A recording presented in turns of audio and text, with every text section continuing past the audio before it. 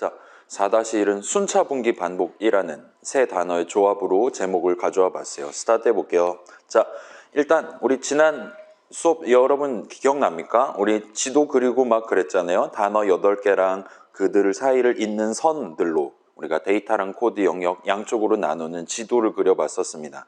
그래서 그렇게 지도 그려놓은 다음에 이제 실습 시간에는 뭐 나이차니, 동방예의지국이니 그런 거 구경해봤었고, 그러다가 이제 최종 목표로 삼각형 그리기 3종 세트를 같이 진행해 보면서 함수를 우리가 본격적으로 머릿속으로 생각해 가면서 다뤄봤어요. 그 다음에 문장의 일종인 함수 정의랑 수식의 일종인 함수 호출식을 같이 구경을 해봤습니다. 그리고 우리가 지지난주까지는 우리가 뭐 2배속으로 출력하고 싶다라면 우리가 직접 그런 생각을 품었다면 우리가 직접 2배속이라는 의미, 그 프로그램 안에서 매우 중요하게 사용될 데이터를 표현하기 위해 키보드 E키를 쳐서 .py 파일을 직접 작성을 했었어요. 나중에 4배속으로 출력하고 싶다. 그러면 .py 파일 내용을 고쳐서 아까랑 다른 버전의 프로그램을 만들어서 실행을 해야 됐었습니다.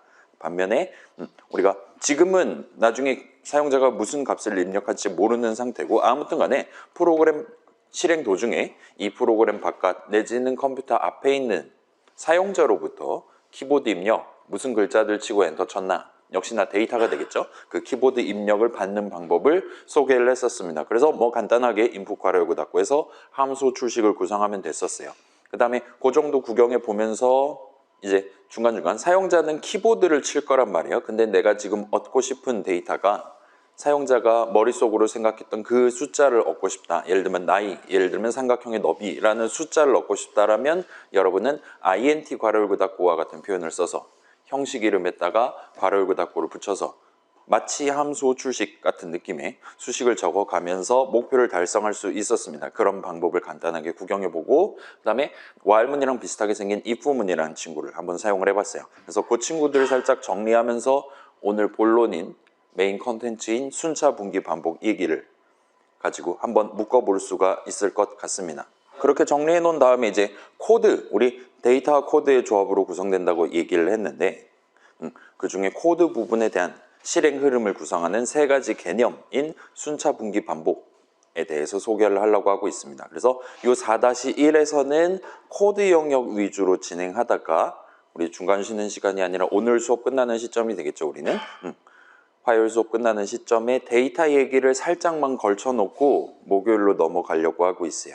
일단 그런 상황이고, 새로 나오는 단어는 일단 오늘은 6개가 됩니다. 그리고 함수랑 함수 정의 이 2개는 지난 시간 실습 때 먼저 선행 등장했었던 친구들이라 보실 수가 있을 것 같아요. 그거 이외에는 뭐 순차 분기 반복이랑 할당문이라는 친구가 등장을 할 겁니다. 아무튼 스타트 해봅시다. 자, 그래서 바로 시작해 볼게요. 함수입니다. 영어로는 function이라고 부르는 것 같아요.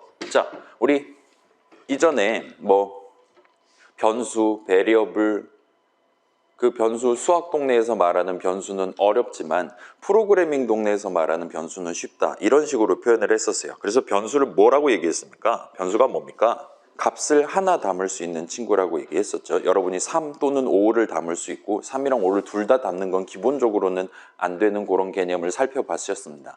자, 함수도 수학 동네에서 여러분 들어본 적 있는 단어일 거예요. 근데 이 친구는 조금 슬프게도 프로그래밍 동네의 이 함수 개념은 지금 당장 1학년 수업이니까 지금 시점에 딱 한 줄로 여러분한테 멋지게 예쁘게 전달하는 건 조금 어려울 것 같아요. 한 줄로 설명하기가 쉽지 않습니다.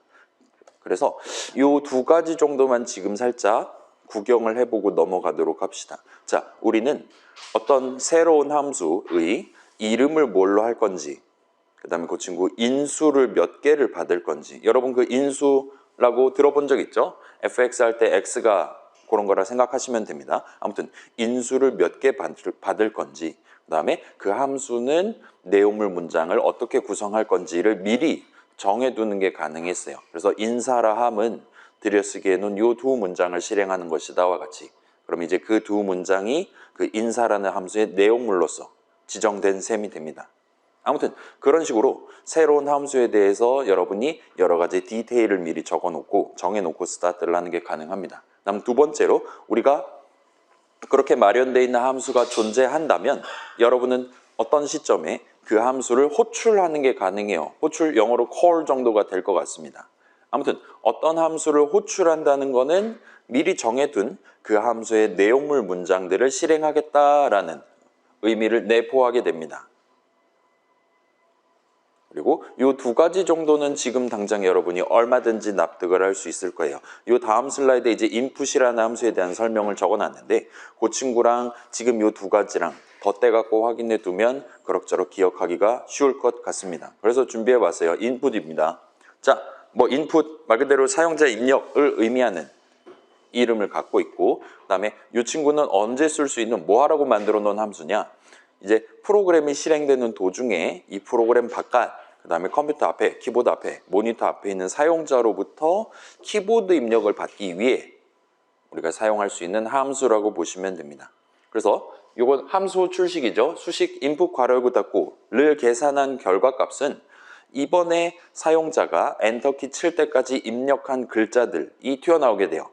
계산 결과값으로서 나오게 됩니다. 그래서 이런 수식을 보통 함수 호출식이라고 부르고 이런 함수 호출식을 계산한 결과값을 보통은 그 함수에 대한 리턴 값이라고 부르게 됩니다. 뭐 종종 들어본 적 있는 단어죠. 우리 전공자 친구들은 매번 자주 발음하는 단어죠. 아무튼 이 input이라는 친구는 여러분이 함수 호출식 적을 때 괄호 안에다가 적당한 수식을 적어두는 게 가능해요. 그 수식을 적음으로써 여러분은 이번에 사용자가 입력하기 전에 미리 출력할 수 있는, 그래서 그 사용자가 입력하는 동안 참고할 수 있을 만한 메시지를 지정하는 게 가능합니다. 그리고 보통 이런 메시지를 프롬프트라고 부르는 것 같아요. 이건 별로 중요하진 않습니다. 이 정도 해두고 그 다음에 이제 함수랑 함수 정의, 아까 전에 함수에 대해서 얘기했으니까 이번에 함수 정의입니다. 뭐 영어로는 function, definition 정도가 될 것 같아요. 함수 정의는 일단 문장의 일종입니다. 여러분이 적을 수 있는 거예요. 내가 적는 거예요. 새로운 함수의 이름이랑 인수, 그 다음에 내용물이 뭐냐를 여러분이 미리 정해두고 싶을 때, 그럴 때 여러분은 함수 정의를, 그 함수에 대한 함수 정의를 적어두는 게 가능합니다. 그래서 while문이라는 친구가 while이라는 황금색 키워드라고 보통 부르죠. 키워드를 시작한다면 함수 정의는 def, 역시나 황금색인 키워드를 적고 첫 줄을 적게 돼요. 그래서 while문 적을 때처럼 이 친구는 일단 def 적고 그 뒤에 적당히 내용을 적어요. while문 같은 경우는 그래서 어떻게 반복할 건데 를 적을 건데, 함수 정의 같은 경우는 지금 보듯이 새로운 함수 이름이 뭐냐, 인수가 뭐냐 같은 것들을 첫 줄에 나열을 해두게 됩니다. 그 다음에 콜론을 찍고 엔터를 쳐서 첫 줄을 완성할 수 있어요. 그 다음에 그 밑으로 들여쓰기에 가면서 이 새로운 함수의 내용물이 될 문장들을 차근차근 적게 됩니다. 자, 함수 정의 문장이라 그랬잖아요. 문장은 실행되는 거라 그랬어요. 문장을 적는 건 우리가 하지만 그 문장에 대한 실행은 파이썬 인터프리터가 해준다 그랬잖아요. 그러면 파이썬 인터프리터는 이 함수 정의라는 문장을 실행할 때 무슨 작업을 수행하냐를 볼 수 있을 거예요. 파이썬 인터프리터는 우리가 적어놓은 함수 정의 내용물 문장들을 읽으면서, 미안해요. 우리가 적어놓은 함수 정의를 읽으면서 그 함수 정의 내용물 문장들을 새로운 함수의 내용물로서 기록을 해두게 됩니다. 그래서 미리 지정을 해둬서 나중에 우리가 함수 호출식 적어놓은 걸 계산할 때 그렇게 지정해둔, 그렇게 기록해둔 내용물 문장들을 실행해 줄 수가 있게 되는 거예요. 아무튼 그래요. 자, 요거는 별로 안 중요한데 여러분 뭐 다른 프로그래밍 동네, 예를 들면 C라든가 자바라든가 다른 프로그래밍 동네에서는 요 함수 정의란 친구가 문장이 아닐 수도 있습니다. 사실은 거의 여러분이 들어본 적 있는 거의 모든 프로그래밍 언어들이 엔간하면 요 함수 정의라는 친구를 문장이 아닌 완전 별격의 존재로 잡아두고 다루는 편이에요. 자, 이게 문장이 아니다라는 건 실행의 대상은 아니다라는 얘기가 됩니다. 그래서 함수 정의를 문장의 일종으로 치는 게 어떻게 보면 파이썬 특이라고 말할 만한 파이썬의 주요 특징들 중에 하나라고 생각을 해두셔도 좋을 것 같아요. 자, C에서는 함수 정의가 문장이 아니에요. 그렇다 보니까 여러분이 문장을 적을 수 있는 타이밍에, 예를 들어 if문의 내용물 적는다든가 중괄호 안에 할 때 그 자리에 함수 정의를 적는 게 불가능합니다. 왜냐? 거기는 문장 적으라고 마련되어 있는 곳이니까요.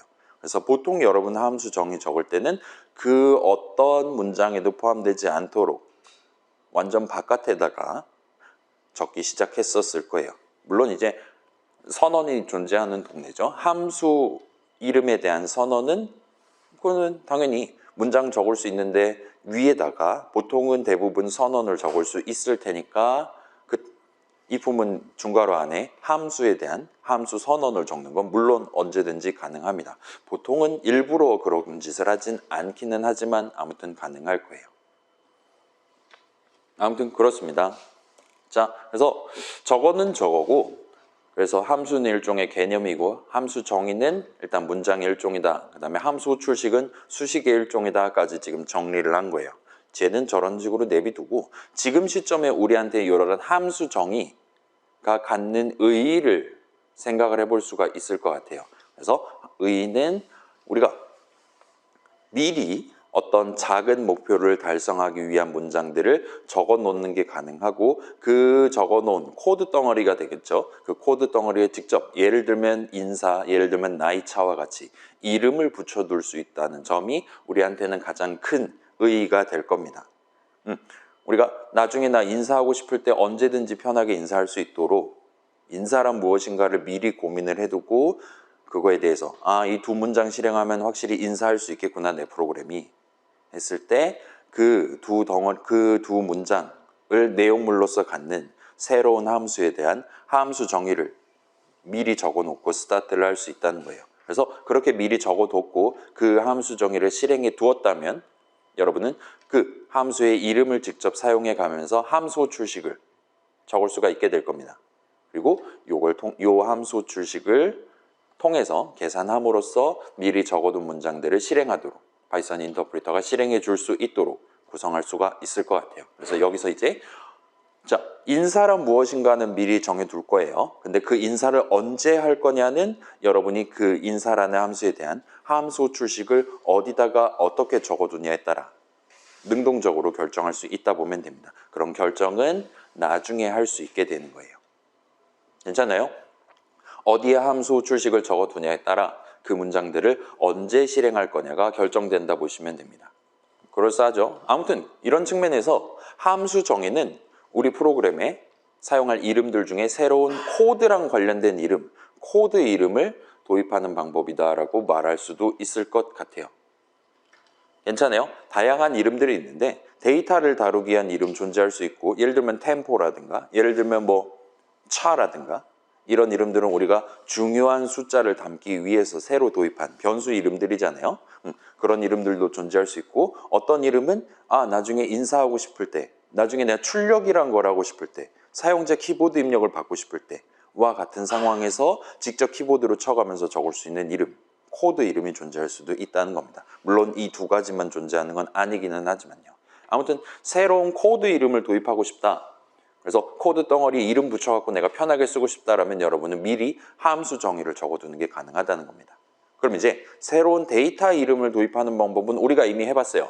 자, 이런 식으로 넘버는 3 엔터와 같이 문장을 미리 적어두고 스타트하면 좀 더 편하게 그 아래 적혀있는 문장들을 작성을 할 수가 있었습니다. 좀 더 정밀하게는 수식들을 작성을 할 수가 있었어요. 그래서 이런 느낌으로 는을 적고 왼쪽에 보통은 이제 새로운 이름이라든가 등등을 적고 뭐 데이터 관점에서는 어디다 이걸 담을 거냐를 는 왼쪽에다 구성하고 그 다음에 는 오른쪽에는 수식을 하나 적을 수 있는 그래서 지금 뭘 담을 건데 를 정할 수 있는 그 다음에 마지막 엔터 쳐서 완성할 수 있는 문장을 일단 영어로는 assignment statement라고 부릅니다. 그래서 보통은 이제 한국말로 번역할 때는 대입문이라는 표현을 쓰기도 해요. 근데 이게 1학년 수업이고 보통 대입문 하면 이제 1학년 친구들 작년까지 이 대입이라는 것 때문에 되게 고생했을 거잖아요. 고등학교 때. 수능 준비한다든가 수시라든가 그래서 그 친구들한테 조금 대입이라는 두 글자가 민감할 수도 있으니까 자기 원래 스탠포드 가고 싶었는데 못 갔을 수도 있는 거니까 그래서 우리 수업에서는 대입문 대신에 약간 비슷하지만 약간 유사한 느낌의 단어를 써서 할당문이라고 굵은 글씨로 표현을 하도록 하겠습니다. 아무튼 저런 할당문을 적음으로써 여러분은 내 프로그램 안에서 여러분이 수식 적을 때 얼마든지 적을 수 있는 새로운 데이터랑 관련한 이름을 도입을 해서 쓸 수가 있게 되는 거예요. 그래서 우리 뭐 my age, your age, 차 같은 거 미리 적어놓고 차근차근 진행하면 좀 더 편하게 코드 작성할 수 있었잖아요. 수식들 적을 수 있었잖아요. 그런 느낌으로 코드 이름에 대해서, 코드 덩어리, 코드 파트에 대해서도 여러분이 미리 이거는 지금 예를 들면 두 캐릭터, 그러니까 나 플레이어 캐릭터랑 총알이랑 둘이 겹쳤는지를 검사하기 위한 코드 덩어리야. 같은 상황에서 그런 코드 덩어리에 미리 예를 들면 뭐 체크 콜라이드 같은 느낌의 체크 콜리전 같은 느낌의 이름을 붙여두고 나중에 검사가 필요한 상황마다 그 이름을 적고 괄호 열고 닫고 해서 내가 미리 지정해둔 코드 덩어리를 지금 한번 실행해 볼 수도 있도록, 그죠? 마치 데이터 이름에서 우리가 템포라는 이름 또는 차라는 이름 쓸 때랑 비슷한 느낌이 되는 거죠. 그런 용도로 여러분이 활용할 수 있다 보시면 됩니다. 그래서 데이터 이름 도입하고 싶다, 할당문을 적으시면 될 거고, 코드 이름 도입하고 싶다, 함수 정의를 적으실 수 있어요. 일단은 둘 다 문장이 맞습니다. 자, 그래서 우리가 이전에 이미 사용해 본 프린트라든가 타임.슬립 역시나 누군가가 미리 마련을 해둔 함수였어요. 그래서 아마도 어딘가에는 우리가 직접 눈으로 본 건 아니긴 하지만 이 두 함수에 대한 함수 정의가 적혀 있을 것 같습니다. 뭐 그렇기는 한데 저 두 친구를 여러분이 사용할 때, 예를 들면 출력하고 싶어, 헬로월드 출력하고 싶어 할 때 뭐 그렇게 어렵거나 하지는 않았을 거예요. 우리 수업에서 저 친구들 몇 번 써봤는데, 예를 들어 타임.슬립 뭐 함수 정의 내용물 몇 줄 정도 될까요? 저 친구는 한 몇천 줄 정도 될 수도 있을 것 같아요. 실질적으로. 그렇긴 한데 우리는 그 내용물이 어떻게 생겼냐 전혀 신경 쓰지 않고 그냥 지금 나 0.5초 쉬어야 돼. 이거 4분음표니까. 얘는 0.25초 쉬어야 돼. 얘는 어쩔 때는 0.125초도 쉴 수 있어야 되니까 나누기 템포 해두면 되겠구만과 같이. 함수 호출식 적을 때는 저 내용물, 함수 정의 내용물이 어떻게 구성되어 있냐는 전혀 신경 쓰지 않고도 적당히 사용법만 납득해두면 큰 어려움 없이 활용을 하실 수가 있을 겁니다. 자, 그래, 타임.슬립은 그렇다 칩시다. 저 프린트라는 친구도 함수잖아요. 우리 헬로월드 출력하고 싶을 때 얼마든지 출력할 수 있었잖아요. 보통 일반적으로 이런 글자들 왔다 갔다 할 수 있는 환경에서 저런 프로그래머가 지정해 놓은 그 글자들을 사용자가 볼 수 있도록 뭐 하얀색 창이든 까만색 창이든 에다가 출력을 해주는 함수는 보통은 한 2만 줄, 3만 줄 정도가 필요하다라고 다들 얘기를 합니다. 달리 말하면 우리 맨 처음에 작성해본 헬로월드 출력하는 프로그램 역시나 전체 줄수로 따지면 약 2만 줄 정도 되는 파이썬 프로그램을 작성했다라고 말할 수도 있을 것 같아요. 근데 우리 2주차 당시엔 그런 거 완전 노상관이었잖아요. 그죠? 헬로월드 출력하고 싶다, 안녕세상 출력하고 싶다. 그때그때마다 우리는 얼마든지 목표를 달성할 수가 있었습니다. 아무튼 그렇게 어렵지는 않았던 것 같아요. 자, 비슷한 느낌으로 우리는 이제 후반부에 한 달 동안 나만의 GUI 프로그램을 만들 거예요. 그때도 여러분의 목표는 그냥 한눈으로 보기에는 상당히 어려운 목표일 수도 있습니다. 그렇기는 하지만 여러분은 미리 그 목표를 잘게 나누어서 구경해 가면서 특정 작은 목표를 달성하기 위한 코드 덩어리를 함수 정의 형태로 미리 적어두는 게 가능해요. 그렇게 적어둠으로써 미래의 나 자신, 게임 자체를 만들 나 자신이 조금 더 원활하게 내 원래 목표에 맞는 부합하는 코드, 데이터를 가질 수 있도록 특정 문장들, 내가 미리 마련해둔 덩어리를 실행할 수 있도록 함수 호출식을 적을 수 있도록 대비를 해두는 게 가능할 겁니다. 괜찮아요? 누군가가 2만 줄 적어놔서 우리 헬로월드 편하게 할 수 있었어요. 여러분, 그러니까 현재 시점에 여러분이 미리 미래의 나를 위해 함수 정의를 적어두는 것도 가능하다는 겁니다. 그리고 보통은 그런 식으로 진행을 먼저 해두고 요번 목표에 맞는 내가 지금 당장 만들려는 게임에 적합한 전체 프로그램에 대한 코드 덩어리를 만드시게 될 거예요. 그래서 생각보다는 중요한 친구들이라 봐주시면 좋을 것 같아요. 자, 함수 얘기는 일단 요 정도로 해두고 그 다음에 어떤 내가 지금 손에 1, 2, 3, 세 글자를 들고 있다 칩시다. 그걸 가지고 나는 123이라는 인트 형식 값을 얻고 싶어요. 할 때 여러분은 이런 느낌으로 형식 이름 적고 괄호 열고 닫고 해서 마치 함수 호출식 같이 생긴 뭔가를 적을 수가 있었습니다. 이건 지금 보여드릴게요. 그래서 당시에 이런 느낌으로 우리가 여러분은 안 하셔도 됩니다. 계산하면 1, 2, 3 세 글자가 나올 만한 수식을 저 인트 괄호 열고 닫고 의 괄호 안에다가 적어 놓고 이걸 이제 엔터 쳐서 실행해 보면 이 수식 계산 결과값은 인트 형식 123이 나오는 것 같아 보여요. 물론 그 반대도 얼마든지 가능하고요. 그래서 456 집어넣으면 4, 5, 6 세 글자가 튀어나온다를 확인해 보실 수 있을 겁니다. 그래서 저거를 당시에는 왜 썼냐면 우리 나이차 할 때부터 쓰기 시작했었죠.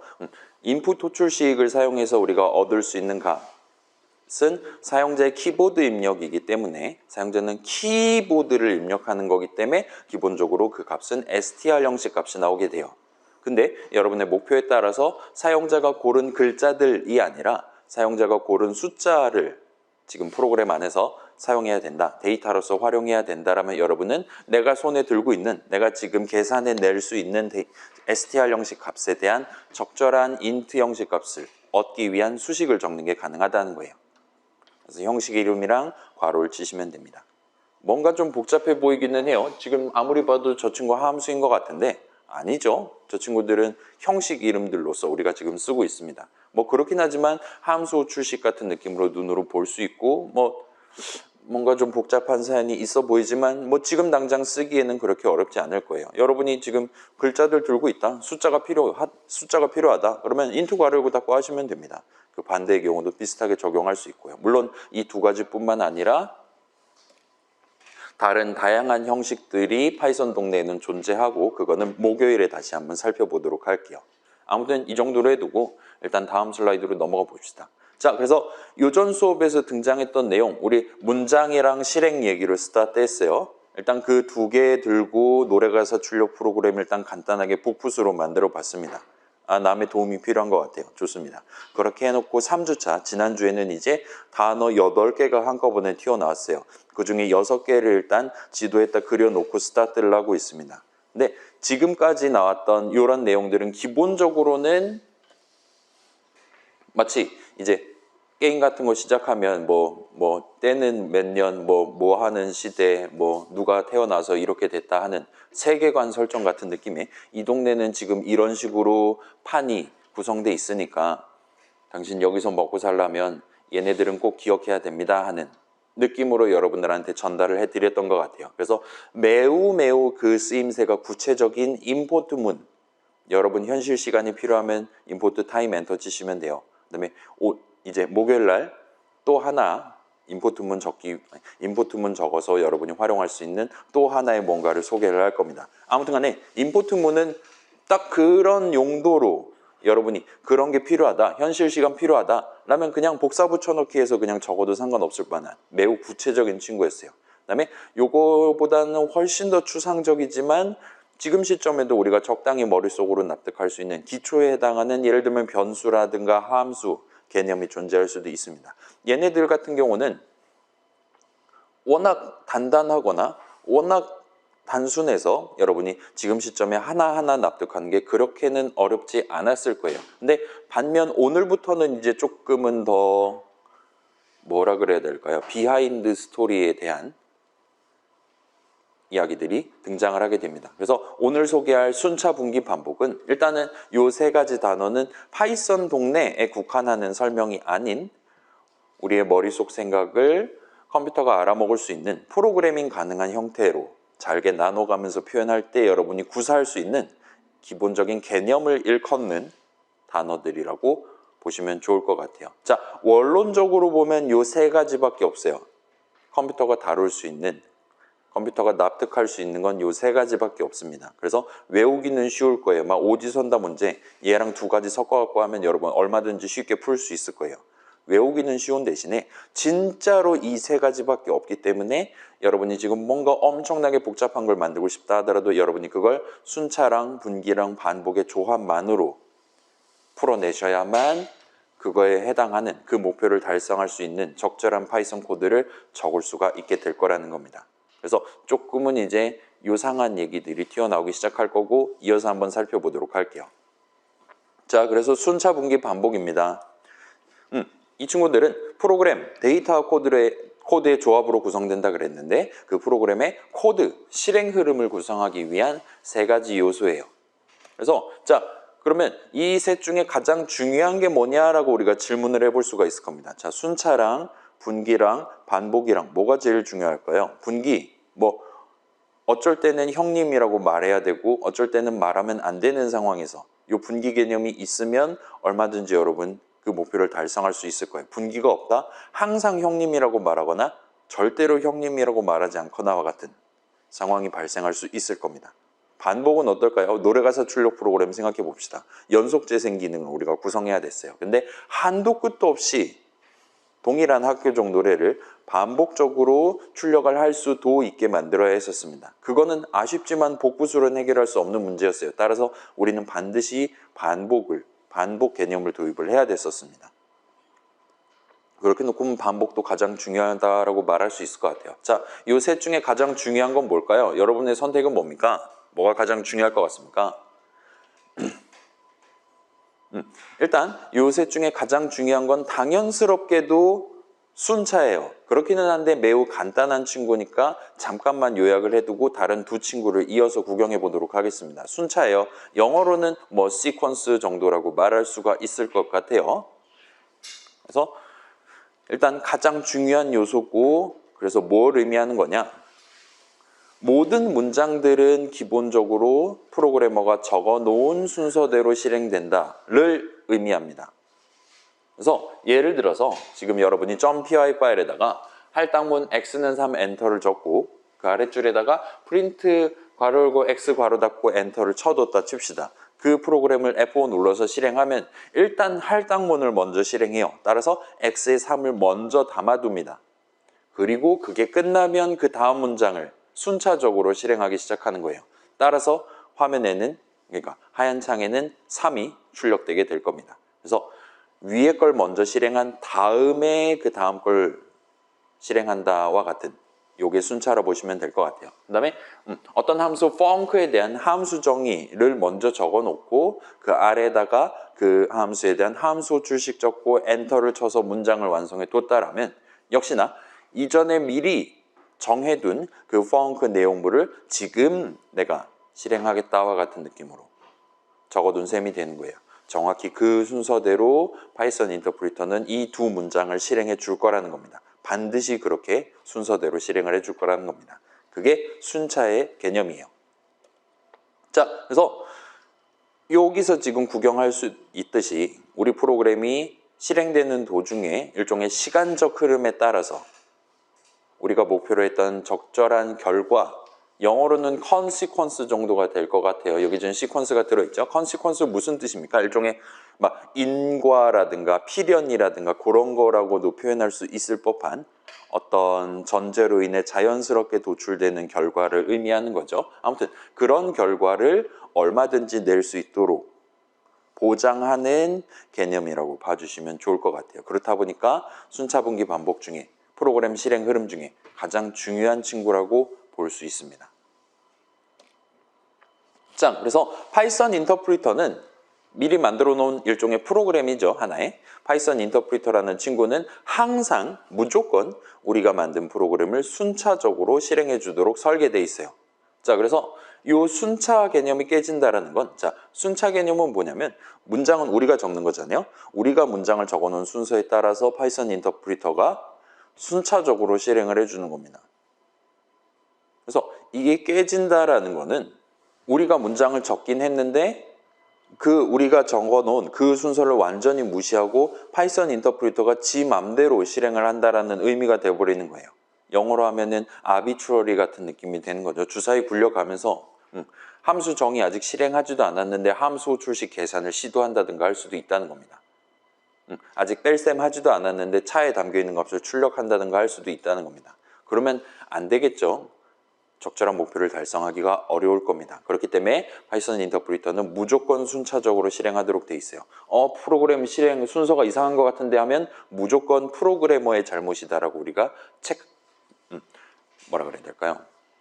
비난을, 블레임을 할 수가 있다는 얘기라고 봐주실 수도 있을 것 같습니다. 아무튼 순차는 이 정도로 중요해요. 무조건 지키도록 돼 있습니다. 자, 그런 의미에서 이제 분기랑 반복은 순차는 무조건 위에서 아래로 순서대로 한 번씩 실행하는 건데 이러한 천편일률적인 실행 순서를 타파해서 일종의 베리에이션을, 가능성을 부여하기 위한 개념이라고 생각을 해보셔도 좋을 것 같아요. 항상 똑같은 순서대로 똑같은 문장들을 실행하는 게 아니라 어쩔 때는 그렇지 않을 수도 있게 만들어주는 개념입니다. 그래서 분기랑 반복 요약하면 분기, 영어로는 브랜치 정도를 쓸 수 있을 것 같아요. 다양한 동네에서 다양한 단어들을 씁니다. 아무튼 간에 분기는 어떤 문장들을 실행할 수도 안 할 수도 있게 해주는 개념이에요. 그래서 저 사람이 프로그램인 나보다 나이가 많을 때만 형님이라고 출력하도록 만드는 게 가능합니다. 그러면 그 형님이라고 출력하기 위한 문장은 이 전체 프로그램 실행 도중에 0번 또는 1번 실행될 수 있게 되는 거예요. 반면 이제 반복은 우리는 룹이라는 간단한 단어를 쓸게요. 반복은 어떤 문장들을 여러 번 실행할 수도 또는 아예 실행하지 않을 수도 있게 해주는 개념입니다. 그래서 0번 또는 1번 또는 여러 번 실행할 수도 있게 해주는 게 반복 개념이에요. 자, 순차보다는 조금 더 재미있어 보이는 친구들인데 뭔가 좀 더 어려워졌죠. 순차는 불문율이기 때문에 파이썬 인터프리터가 무조건 지킬 거기 때문에 우리가 그걸 막 무작위로 깨려고 노력하는 게 쉽지 않을 거예요. 우리 막 인공지능 같은 거 다루는 분들 보면 이 순차라는 기본적인 병목을 깨기 위해 노력하시는 분들도 꽤 많이 있는 것 같습니다. 쉽지는 않을 것 같지만 아무튼 그래요. 그래서 순차는 그렇고 분기 반복은 아무래도 베리에이션을 주는 거다 보니까 순차보다는 좀 더 어려워 보일 수가 있을 것 같아요. 그래서 요전 내용들 떠올리면서 조금 더 정리를 해보도록 하겠습니다. 자, 이 부분 우리가 써봤잖아요. 내 코드 실행 흐름에 분기라는 개념을 도입하고 싶을 때 여러분이 직접 키보드를 쳐서 적을 수 있는 문장의 일종입니다. 일단 생김새는 우리 노래가사 출력 프로그램 할 때 적어본 while문이랑 비슷하게 생겼었어요.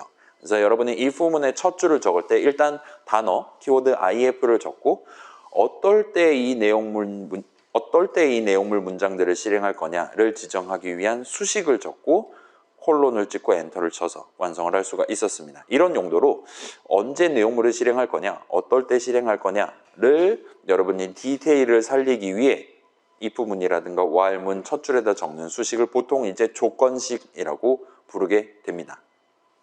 자, 조건식은 수식입니다, 여러분. 맞죠? if문은 문장이죠. 그죠? if문은 분기 개념을 도입하고 싶을 때 적을 수 있는 문장이에요. 그래서 이제 가끔 보면 조건문이라는 표현을 쓰시는 분들도 있고 인터넷에 그런 식으로 적는 경우도 있긴 하거든요. 사실은 그 조건문, 그러니까 문장인데 조건이다 라는 거는 일단은 우리 소프트웨어 업계에서는 일반적으로는 다루지 않는 개념이기는 합니다. 있기는 해요. 그게 어디 있냐면 여러분 핸드폰에 들어가는 ARM이라는 동네에서 만드는 CPU 있잖아요. 거기는 진짜로 있어요. 거기는 이제 비록 어셈블리 기계어긴 하지만 아무튼 요 명령어를 특정 조건일 때만 실행하고 그렇지 않을 때는 그냥 스킵할 수 있도록 여러분이 조건을 각각의 문장에 대해서 우리 파이썬으로 치면 문장에 대해서 지정할 수 있는 그런 개념이 있기는 합니다. 그렇긴 한데 if문 자체는 분기 개념을 도입할 때 쓸 수 있는 굳이 말하자면 분기문 정도로 여러분이 표현을 해주시면 저는 좋을 것 같아요. 일단 영어로는 당연스럽게도 그렇게 표현을 합니다. 그 다음에 그 분기 흐름을 언제 그러니까 내가 원하는 시점에만 내용물을 실행하도록 만들고 싶다. 그 원하는 시점이 정확히 무엇이냐를 기술하기 위해 여러분이 적는 건 수식입니다. 그리고 그런 용도로 적는 수식을 조건식이라고 부를 수가 있을 거예요. 그래서 조건식, 영어로는 컨디션 정도가 되겠죠? 는 수식을 일컫는 단어라고 말해주시면 좋을 것 같아요. 아무튼 그래요. if문 문장입니다. 따라서 파이썬 인터프리터가 실행해 줄 거예요. 파이썬 인터프리터는 우리가 적은 if문을 실행할 때 일단 가장 먼저 조건식을 계산합니다. 그리고 조건식 계산 결과값이 true 또는 그에 준하는 값이라면 들여쓰기에 둔 내용물 문장들을 실행하기 시작해요. 만약에 조건식 계산 결과값이 true 또는 그에 준하는 값이 아니라면 그때는 내용물 문장들을 실행하지 않은 채로 if문 자체에 대한 실행이 끝이 나게 됩니다. 그래서 지금 true에 준하는 이라는 표현이 갑자기 튀어나왔는데 이건 제가 보여드릴게요. 우리 3은 3이잖아요. 5는 5고 여러분이 과연 이 3은 true에 준하는 것이냐를 재고 싶을 때 이런 느낌으로 불 한 다음에 괄호를 닫고 해서 저 3에 대한 불 형식 값을 얻을 수가 있습니다. 일단은 지금 보면 파이썬 동네에서는 int 형식 값 3은 불 형식으로 치면 true라고 말하는 것 같아요. 그러면 3은 true에 준하는 값이다라고 생각할 수 있을 겁니다. 그 다음에 5도 비슷한 느낌이고요. 그 다음에 예를 들면 뭐 마이너스 5 같은 거 볼까요? 얘는 과연 true일까요? false일까요? 음수입니다. 적자예요. 그렇긴 하지만 여전히 true라고 나오는 걸 볼 수 있어요. 당연히 엄청나게 큰 숫자도 true라고 나올 것 같아요. int 형식 값들 중에서는 유일하게 요 0이라는 친구만 false에 준하는 값으로 인정이 됩니다. 그래서 여러분 이제 특히 C 같은 동네에서 제로냐, non-제로냐로 이렇게 양분을 해서 구경을 했었을 겁니다. 그 동네 이 부분은 그런 식으로 쓰죠. 일단 파이썬 동네에서는 이런 식으로 일단은 int 형식에 대해서는 C랑 동등한 느낌으로 지금 다루고 있는 것 같아요. 물론 이제 int 형식뿐만 아니라 다른 모든 형식에 대해서 대부분의 형식에 대해서 이게 true에 준하냐 아니냐를 여러분이 재볼 수 있습니다. 우리 마치 우리 지금 들고 있는 값에 대한 int 형식 값을 얻는 것처럼 써먹으실 수가 있을 거예요. 아무튼 저 정도로 봐주시면 좋을 것 같아요. 그래서 자 여기서 지금 중요한 건 이 부분이요. 이 조건식 먼저 계산한다 그랬잖아요. 일단 먼저 계산한 다음에 그 계산 결과값이 true 또는 그에 준하는 값이 아니다. 달리 말하면 false에 준하는 값이 나왔다라면 들여쓰기에 둔 내용물을 실행하지 않을 수도 있게 해주는 문장이라는 겁니다. 괜찮아요? import time enter 치면 import를 할 수도 있고 안 할 수도 있습니다. 이런 식의 조건을 걸지 않는다는 거예요. 그 친구는. 넘버는 3 엔터 친다 칩시다. 그러면 넘버에 3을 담을 수도 있고 아닐 수도 있습니다. 이런 개념은 없다는 거예요. 근데 if 문에는 그게 존재합니다.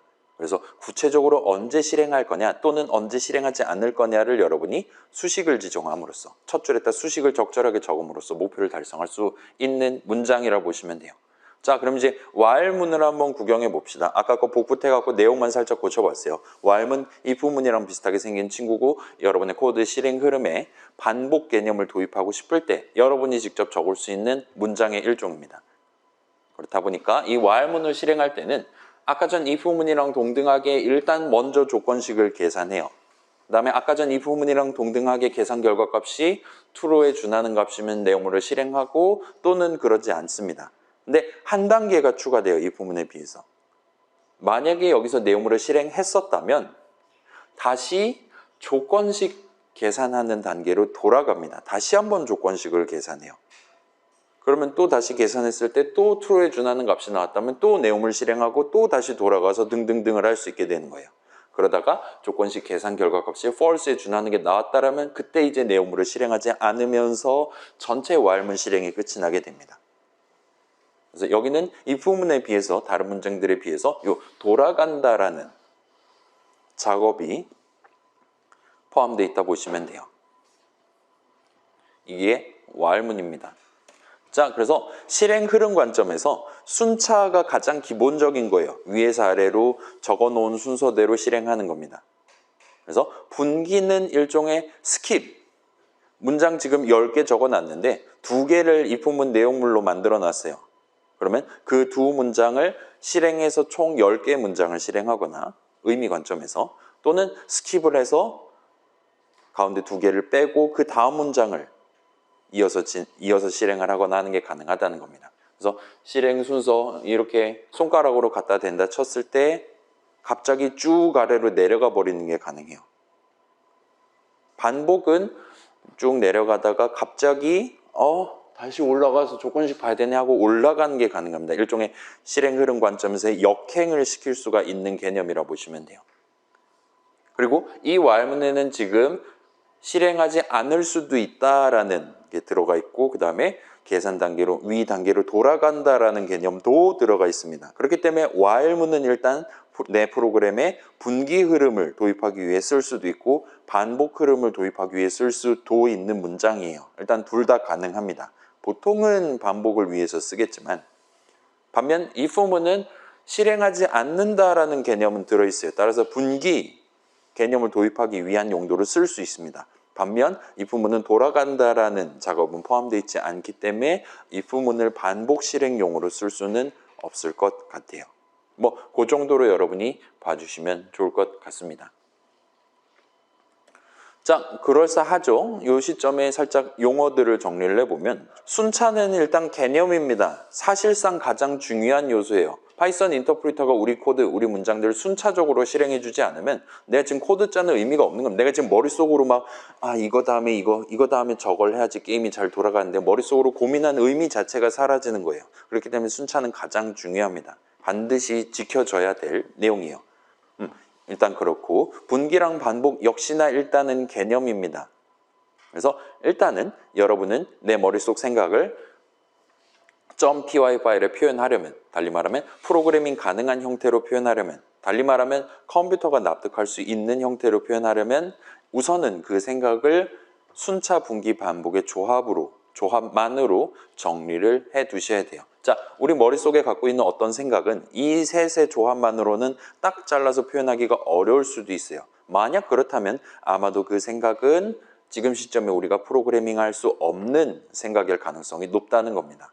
예를 들어서 F5 누르면 다음 주 로또 번호가 출력되는 프로그램을 만든다 칩시다. 엔간해서는 순차 분기 반복의 조합만으로 만들 수 있을까? 이건 일종의 점성술의 영역인 거잖아요. 그렇죠? 신격의 영역인 겁니다. 진짜 다음 주가 와서 뉴스에 이제 다음 주 로또 번호가 뜨기 전까지 그 제한 시간 안에 순차 분기 반복의 조합만으로 무조건 정답인 뭔가를 출력해내는 건 아마도 불가능할 것 같아요. 방금 건 너무 막연했지만 여러분 게임 어떻게 진행하지 생각하다 보면 그러니까 아마도 코드로 짤 수 있을지는 몰라요. 근데 그걸 우리가 정리를 해야 된다는 게 이슈인 겁니다. 그게 우리가 프로젝트를 하는 목표고요. 그렇기 때문에 여러분이 이 세 가지를 머릿속에 담아두면서 반드시 내가 이 세 가지의 조합만으로 내 게임의 전반적인 코드 실행 흐름을 구성해야 된다는 걸 기억하면서 접근을 해야 여긴 확실히 내가 못 짜겠네. 이거 오픈톡방에 물어봐야겠는데 이거는 애초에 게임으로서 성립하지 않는 거니까 내가 지금 생각을 다르게 고쳐 먹어야겠구만과 같이 여러분이 결정을 내려가면서 한 달을 보내시게 될 거라는 겁니다. 그래서 순차 분기 반복은 일종의 개념이고 그 다음에 if문이랑 while문은 여러분이 직접 적을 수 있는 필요할 때마다 얼마든지 키보드 쳐서 적을 수 있는 문장이에요. 그리고 if문 같은 경우는 방금 나온 분기 개념을 내 프로그램의 코드 실행 흐름에 도입하기 위해 여러분은 적을 수 있습니다. 그리고 while문은 보통은 반복 흐름을 도입하기 위해 여러분이 적게 될 겁니다. 그래서 파이썬은 일단 if문이랑 while문 두 가지를 다 제공하고 있어요. 그렇다 보니까 우리 인간인 우리의 생각 내지는 목표 딱 그게 순차 분기 반복으로 정리돼 있다라면 그걸 손쉽게 파이썬 코드, 파이썬 문장들의 나열로 표현할 수 있도록 준비되어 있다 보시면 될 것 같아요. 그 다음에 파이썬 인터프리터 또한 if문에 대한 실행, while문에 대한 실행을 그 분기 개념, 분기 및 반복 개념을 정확하게 구사해 가면서 수행하도록 잘 만들어 놓으셨기 때문에 우리가 문장만 예쁘게 잘 적어두면 우리의 파이썬 인터프리터는 얼마든지 분기 반복 스킬을 구사해 가면서 우리 프로그램의 코드 실행 흐름을 이어줄 수가 있게 되는 겁니다. 아무튼 그렇게 우리는 저 두 문장을 적을 수 있고 그래서 이 if문 들여쓰기 한 내용물은 구체적으로 언제 어쩔 때 실행하고 어쩔 때는 실행하지 않아야 되냐 등등을 여러분은 적절한 수식, 조건식을 각각의 문장의 첫 줄, 키워드 바로 뒤, 콜론 바로 앞에다가 적음으로써 지정하는 게 가능해요. 그래서 수식을 적는 거죠. 수식은 문장의 디테일을 구성한다 그랬잖아요. if문 또는 while문의 디테일을 여러분이 적게 될 거라는 겁니다.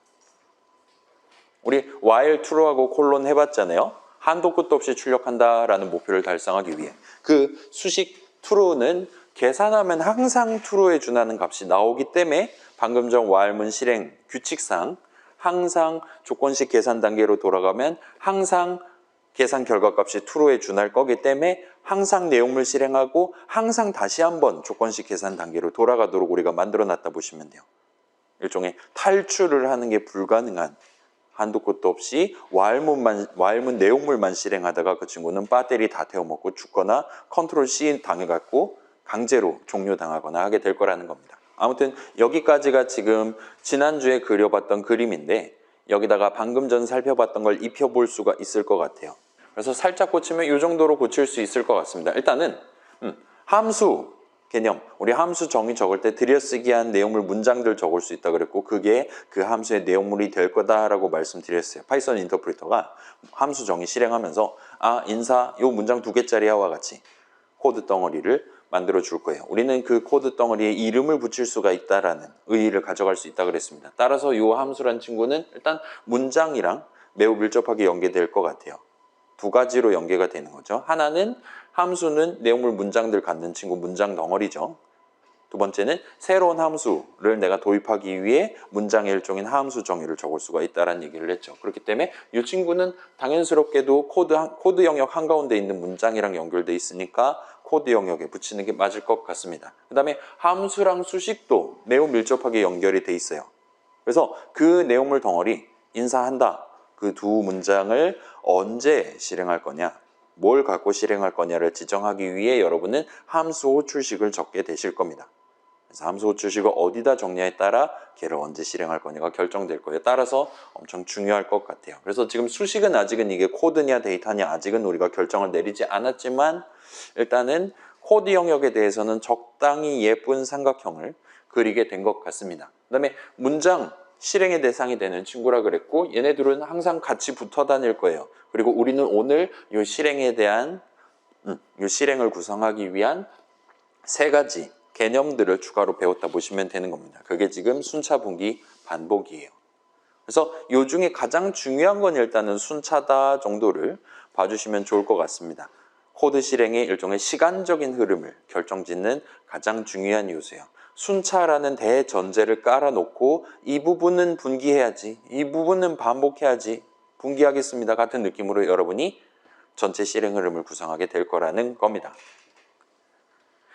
그래서 이 정도가 있을 것 같아요. 자, 마지막으로 조금만 더 얘기를 넓혀보면 4-1이 끝이 납니다. 지금 1시간 3분이 지났는데 이 앞에 내용은 아직까지는 지금 코드 얘기에 국한되어 있는 친구들이에요. 거의 코드 실행 흐름과 관련된 친구들이었습니다. 여기다가 데이터 얘기를 조금만 걸쳐두고 목요일로 지금 본문 내용을 넘기려고 하고 있어요. 그래서 목요일에는 이제 데이터 관련 얘기를 조금 구경해보고 요 지금 코드 내용, 데이터 내용에 대한 좀 더 자세한 얘기는 다음 시간 이후에 다시 한번 언급을 해보도록 하겠습니다. 아무튼 지금 하고 싶은 얘기는 2가지 정도가 있을 것 같아요.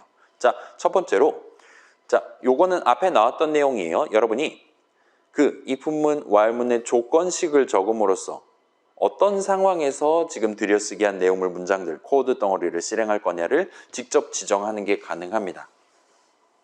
그래서 여기까지는 중복인데 요걸 살짝만 조금 더 풀어가면서 추가적인 슬라이드를 투자를 해서 데이터 맛을 조금씩 입혀보면서 다시 한번 리뷰를 해보려고 하고 있는 겁니다.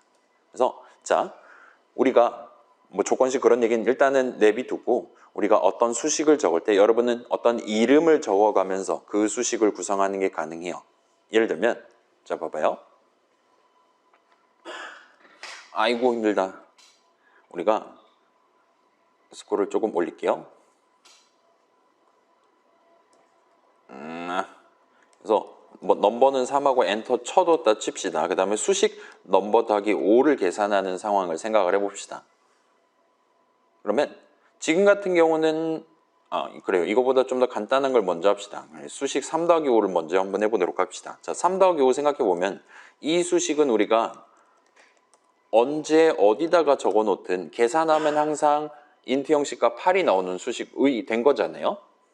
아무리 봐도 반드시 그러겠죠. 반면 지금 넘버는 3을 해놓은 상태고 그 다음에 수식 넘버 더하기 5 하고 엔터 치면 뭐가 나오겠어요? 지금 위에 거랑 위에 있는 적혀있는 문장이랑 그 순차 개념을 생각해 본다면 지금은 엔터 치면 당연히 8이 나올 겁니다. 한 번 더 해도 당연히 8이 나올 거예요. 문제는 이 동일한 수식을 나중에 넘버는 -3 같은 걸 담아놓고 동일한 수식을 다시 한번 계산한다 치면 이때는 아까는 8이 나왔던 수식임에도 불구하고 지금은 얼마든지 8이 아닌 다른 숫자가 나올 수도 있다는 거예요. 이 다른 숫자가 나오는 근본적인 이유는 이 덧셈식에 지금 3, 5 같은 것들만 적어둔 게 아니라 우리가 변수 이름, 넘버를 지금 적어서 구성해 놨기 때문이다라고 보시면 됩니다. 그렇기 때문에 구체적으로는 이 수식을 계산한 결과값이 그때그때 달라질 수 있어요. 그렇기 때문에 그 결과값을 활용해서 덧셈을 수행하는 전체 수식의 계산 결과값이 달라질 수도 있게 된 겁니다. 물론 항상 다르게 튀어나오는 건 아니긴 하지만 매번 달라질 수도 있도록 만들 수가 있다고 보시면 돼요. 괜찮아요? 어떤 수식은 계산하면 항상 똑같이 3, 똑같이 5, 똑같이 8 나올 수 있어요. 어떤 수식은 그렇지 않을 수도 있다는 겁니다.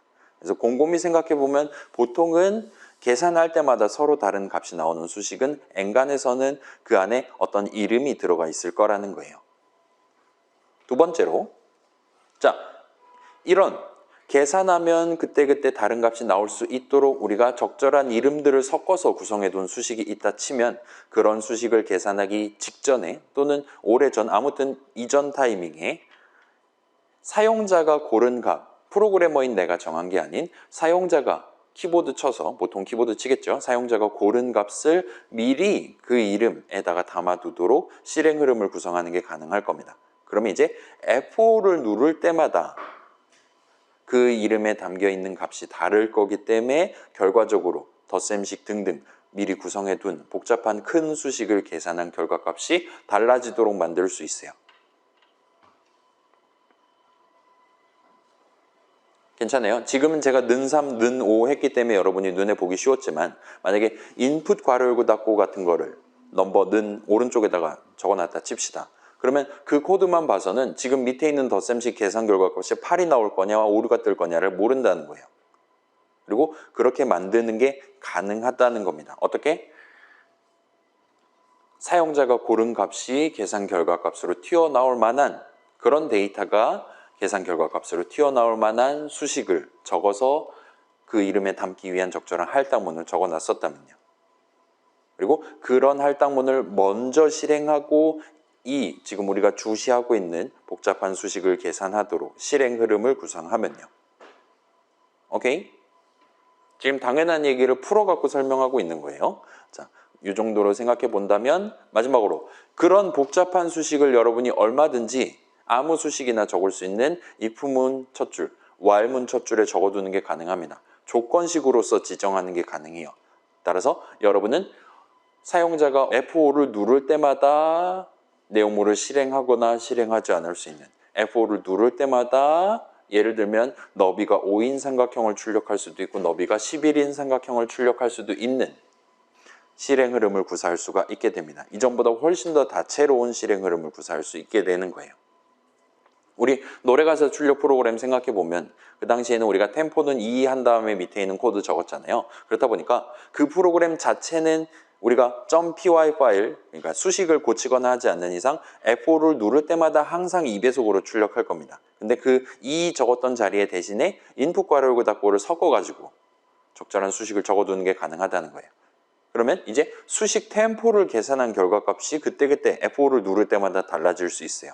그로 인해서 여러분이 얼마든지 이번에는 2배속, 저 때는 0.5배속과 같이 매번 실행할 때마다 서로 다른 속도로 노래가사를 출력하도록 만들 수 있어요. 그리고 그런 느낌의 수식을 얼마든지 우리는 조건식 자리에 적을 수 있고 그걸 통해서 우리는 얼마든지 예를 들면 노래가사를 몇 번 반복할 건지 알려주세요.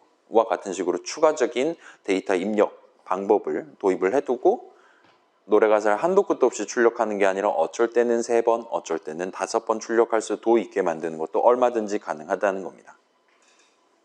간단한 노래가사 출력 프로그램도 그렇게 여러분이 도입을 할 수 있어요. 그 과정에서 우리가 지금 방금 추가한 건 데이터랑 관련한 추가적인 서비스를 지금 마련을 해뒀다 보시면 되는 거예요. 데이터를 추가로 다루기 위한 문장 내지는 수식을 구성을 했다 보시면 되는 겁니다. 여기까지가 일단 첫 번째 얘기예요. 괜찮아요? 우리가 어쩔 때는 내용을 실행하고 어쩔 때는 실행하지 않게 만들고 싶다 라면 여러분은 그 목표를 달성하기 위해 코드 실행 흐름 관점에서의 목표를 달성하기 위해 중간에 데이터 얘기가 끼어들게 된다는 겁니다. 두 번째로 얘는 조금 더 뭐라 그래야 될까요? 실질적인 얘기일 것 같아요. 우리는 여기 앉아있는 친구들 대부분 아마 C에서 for문이라는 친구를 써봤겠죠?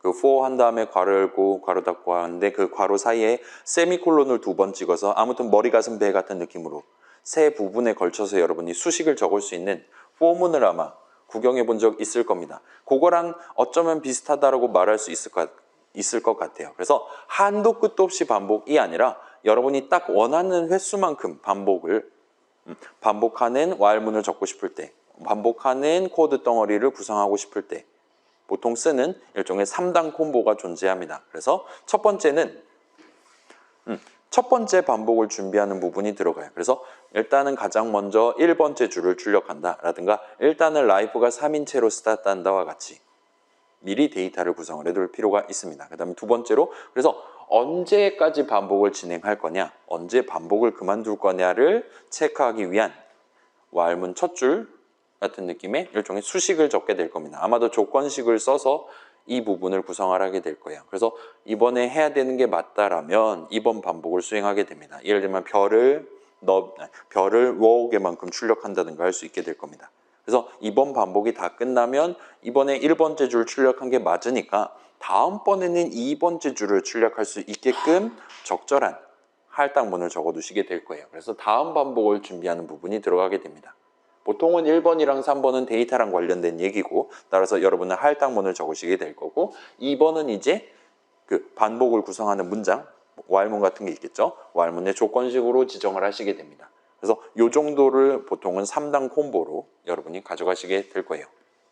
자, 여러분 그 수학적 귀납법 같은 거 초중고 때 배운다고 들었는데 지금 2, 4학번 친구가 배웠다고 했으니까 그런 거 생각해 보면 거기서의 목표는 지금 이 내가 말한 이 주장이 n이 1일 때도 성립하고 1보다 클 때도 전부 다 성립한다를 보이고 싶었던 거예요. 증명하고 싶었던 겁니다. 그래서 우리는 일단 n이 1일 때 맞다라는 걸 보이고 만약에 n이 k일 때 맞다면 k 플러스 1일 때도 맞다라는 걸 보임으로써 얼마든지 목표를 달성할 수가 있었습니다. 아무튼 그런 게 생각났다면 좋고 그렇지 않더라도 우리 지난주 수업 내용 삼각형 예쁘게 잘 나오는 거 마름모 나오는 거 정도는 얼마든지 납득을 해보실 수 있을 거예요. 당시에 이런 3단 콤보를 적극적으로 써서 우리가 원하는 횟수만큼 삼각형의 한 줄을 출력하기 위한 문장을 실행해 볼 수 있었다라 봐주시면 좋을 것 같습니다. 그래서 이 정도까지 우리가 미리 짚어두고 4-1 수업을 끝을 낼 수가 있을 것 같아요. 일단 여기까지 진행하면 우리 프로그래밍 동네에서 가장 중요하다라고 말할 수 있을 법한 요소들을 어느 정도 넙직하게 구경을 해본 셈이 됩니다. 이제 다음 시간부터는 여기에 조금씩 새로운 주제들을 덧붙여 가면서 우리의 R을 이제 다른 차원에서 조금씩 확장을 해볼 예정이에요. 그래서 아마 여러분 이제 중간고사 공부를 한다 치면 지금 미래에 여러분이 이 유튜브 영상을 보고 있다 치면 이 4-1 그 다음에 이 지난주 3주차 내용 정도까지는 열심히 조회수를 올려주시게 될 거예요. 제가 가급적이면 리믹스를 만들어서 지금 올리려고 노력하고 있는데 아무튼 중간에 공부하다가 막히면 아마 여러분은 예를 들어 7주차 내용이 눈에 안 들어온다 할 때 여러분은 아마도 그 7주차 내용이 문제가 아니라 지금 내가 3주차, 4주차 내용을 아직 완벽하게 납득하지 못한 채로 7주차에 돌입했기 때문에 납득이 안 되는 거다라고 생각을 하면 보통은 맞을 겁니다. 그렇기 때문에 중간에 공부하다가 막히면 언제든지 이 앞부분으로 돌아와서 다시 한번 확인을 하고 현안 목표로 다시 돌아가 보시는 걸 추천을 드리도록 할게요. 그래서 일단은 오늘 우리가 해야 될 본문은 이 정도고 지금 우리는 아직 시간이 45분 정도 남았으니까 어떻게 할까요? 오늘 집에 가고 과제는 목요일 날 소개할까요? 아니면 지금 남은 김에 여기서 과제를 소개하고 목요일을 일찍 끝낼까요? 거수 투표를 하도록 하겠습니다. 결렬하도록 하겠습니다. 목요일 날 우리 4-2까지 끝내고 그때 과제 넘버1을 보여드리도록 할게요. 그러면 오늘은 일찍 갑시다. 여기까지 하도록 할게요. 목요일은 그러면 거의 풀강을 하게 될 수도 있을 것 같아요. 그건 좀 양해를 해주시면 좋겠습니다.